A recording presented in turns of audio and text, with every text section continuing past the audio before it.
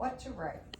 Can't write about horses and cowboys like Cormac McCarthy, nor fantasy tales from far away like Solomon Rushdie, nor boyhood stories like Philip Roth, but maybe character studies of family members and friends. Who knows what will come if I just sit here and try anything? That's what I always told my students. Just write. There once was a little store in the middle of the block across the street from PS 174 that sold candy, soda, cigarettes, and gum. It was so small that only 4 or 5 kids squashed together could fit in at a time.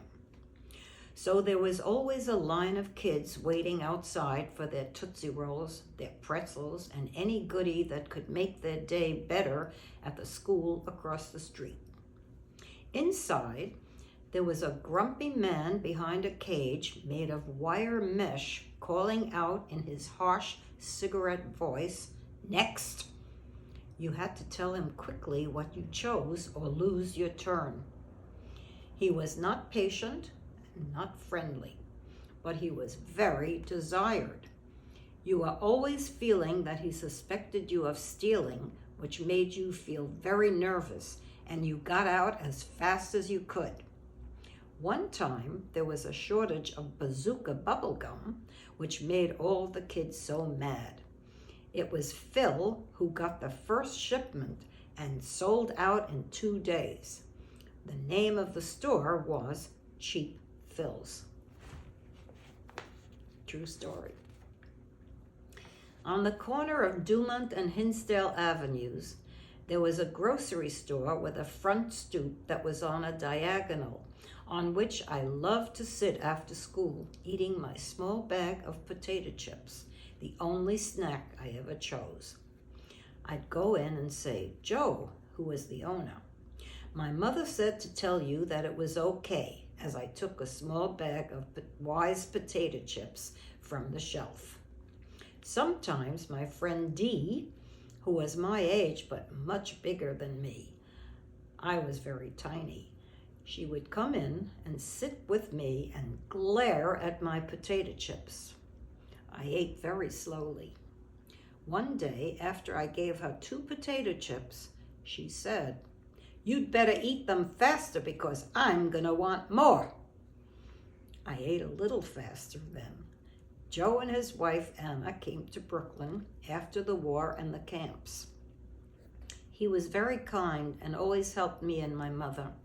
Anna always sat on the front stoop of our apartment building at night and ate poly seeds, talking about Russia, where she was born. I loved listening to her speak in her accent, saying, "We went there" instead of "we went there," opening her big dark eyes as she remembered her childhood. It was like a movie. I loved movies. One more. Stone Avenue Library.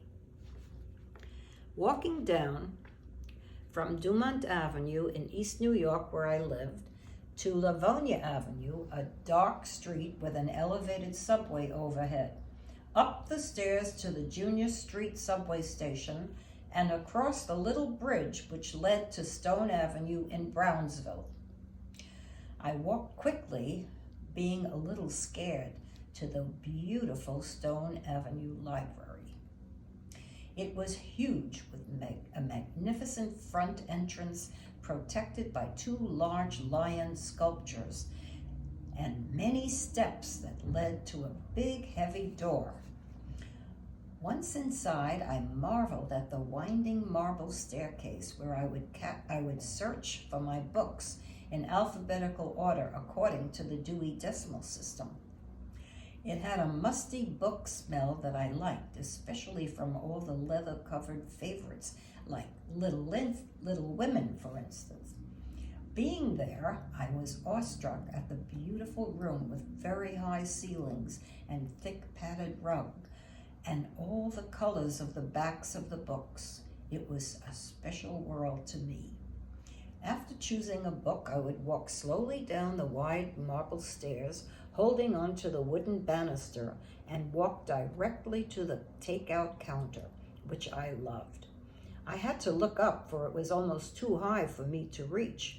I loved looking and talking to the beautiful women behind each counter. My favorite part was dipping the straight pen into the well of black ink and signing my name. It was kind of a big trip for me to go there, and I always went alone, being a little scared each time. That's it.